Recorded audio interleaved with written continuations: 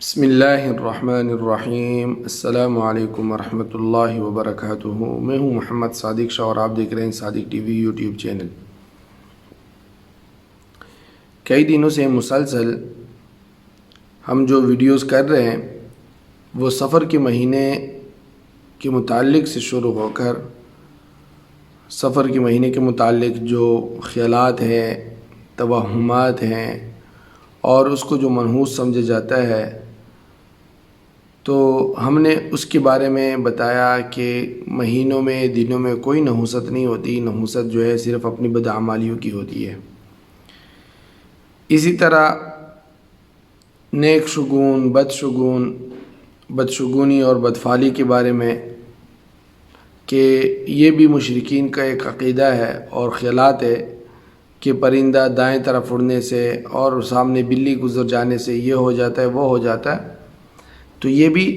اس کی بھی کچھ حقیقت نہیں ہے، یہ ہماری اپنی گڑی ہوئی چیزیں ہیں۔ اب ظاہر ہے کہ ایک آدمی کے دل میں ایک بات کھٹکتی ہے کہ یار یہ جو پرندہ اس طرف آیا میرے پاس، میرے خیال میں اس میں کوئی اچھی بات ہے، خوشخبری ہے، یا ایسا ہوا تو اس میں کوئی برائی ہے۔ اگر اس طرح کی بات ہے، بدفعلی یا بدشگونی کی جو ہے یہ باتیں یہ دل میں کٹ کے، تو اس سے بچنے کی کیا صورت ہے؟ اور اگر اس پہ کوئی یقین کر لے کہ یہ ایسا ہوگا میرے ساتھ اور پھر ایسا ہو بھی جائے، یا اس سے اچھا جو ہے لے، تو اس سے بچنے کا طریقہ کیا ہے اور اس کا کفارہ کیا ہے؟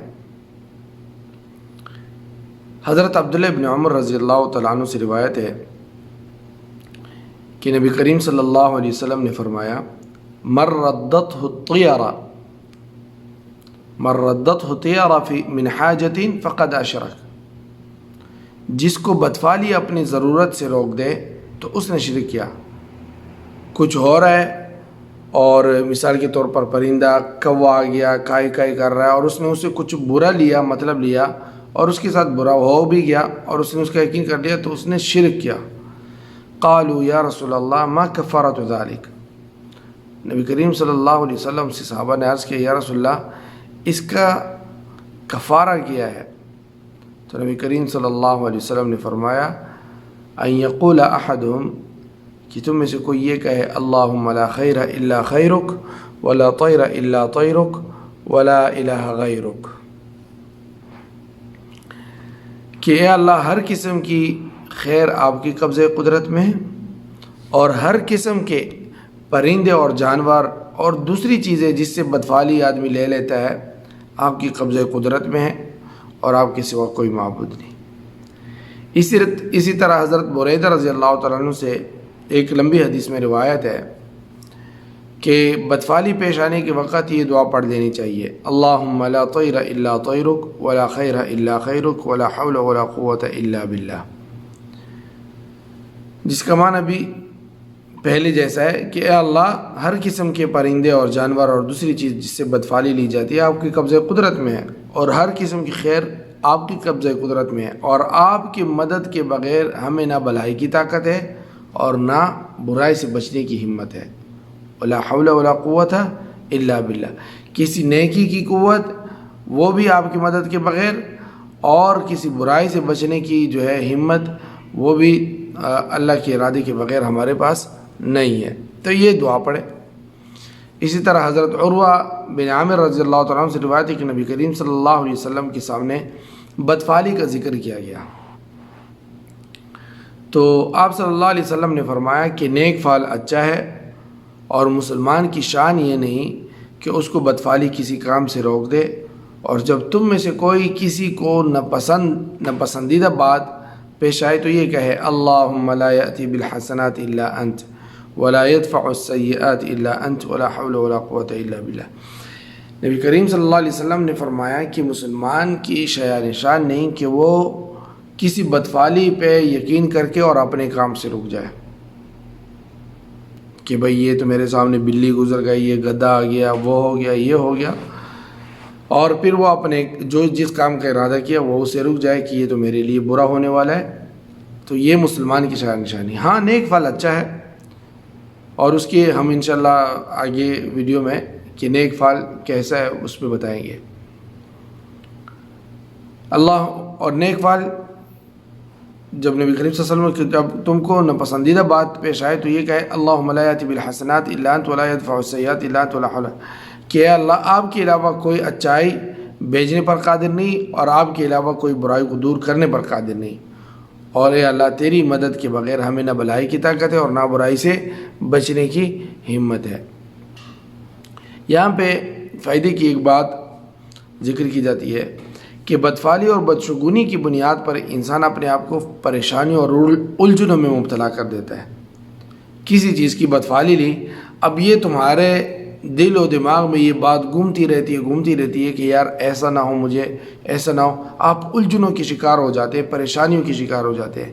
شریعت نے بدفعلی اور بدشگونی اور اس کے نتیجے میں پیدا ہونے والی الجھنوں سے نجات کے لیے یہ نسخہ تجویز فرمایا کہ جو شخص اللہ تعالیٰ پر توکل اور یقین رکھتے ہوئے صرف اللہ تعالیٰ سے مدد اور استعانت طلب کرے گا تو اللہ تعالیٰ ضرور اس کی مدد فرمائیں گے. اور یہی اصل میں توحید کا مغز بھی ہے، توحید کا خلاصہ بھی ہے. حقیقی توکل ہی وہ سب سے بڑا عظیم سبب ہے جس سے تمام بلائیاں حاصل ہوتی ہے اور مشکلات پر قابو پایا جا سکتا ہے. لیکن اگر آپ نے ہر چیز کو خدا بنا لیا تو آپ خود الجھنوں کی شکار ہو جائیں گے. اگر آپ نے صرف ایک ہی خدا مان لیا اور اسی پر توکل کر لیا تو یہ ساری چیزیں ختم. لیکن آج ہم نے ہر چیز کو خدا بنایا ہوا ہے، اس وجہ سے ہماری پریشانیاں بڑھ گئی ہیں اور بڑھ رہی ہے اور الجھنیں بہت زیادہ ہیں. ایک حالت سے دوسری حالت میں تبدیل ہونے کو حول کہتے ہیں، اور اس پر قوت صرف حق تعالی شانہ لا شریک کی توفیق سے حاصل ہو سکتی ہے. تو اس جملے میں کسی حالت کو از خود تبدیل کرنے کی سکت اپنی ذاتی قوت اور اپنے ارادے کو عملی جامہ پہنانے سے بیزاری کا اظہار ہے کہ میں تو کچھ بھی نہیں کر سکتا. اگر میں نے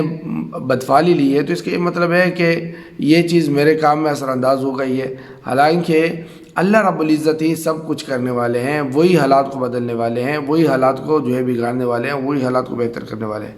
یہ چیز اللہ تعالیٰ کی امداد، قوت اور اس کی وصیت کے بغیر حاصل نہیں ہو سکتی. تو یہ لا حول ولا قوت کبیر کرتے رہیں اور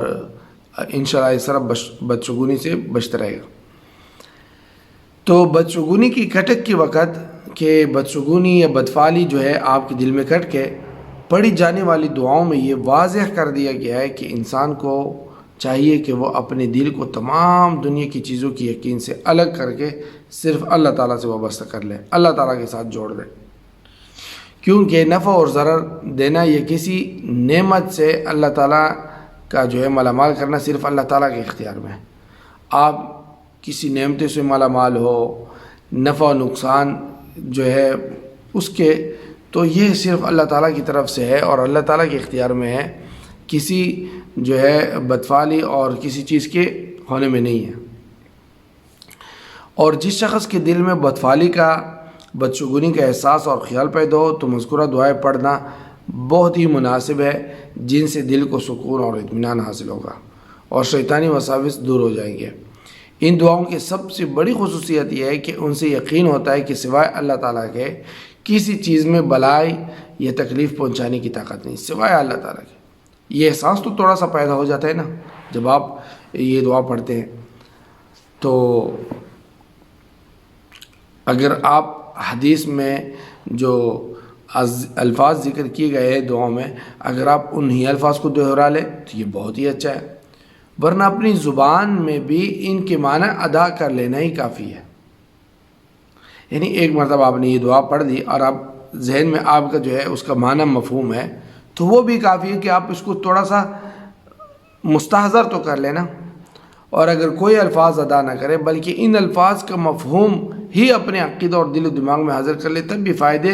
سے خالی نہیں ہے. اتنا تو ہو گیا نا کہ آپ کو یقین ہے کہ اللہ تعالیٰ سب کچھ کرنے والے ہے، یہ بدفعلی اور بدشگونی کچھ بھی نہیں ہے. اللہ تعالیٰ ہمیں سمجھنے کی توفیق عطا فرمائے. السلام علیکم ورحمۃ اللہ وبرکاتہ. دوستو صادق ٹی وی کو سبسکرائب کرنا مت بھولیے، ویڈیو کو لائک کریں، شیئر کریں اور کمنٹ سیکشن میں اپنے رائے کا اظہار ضرور کریں.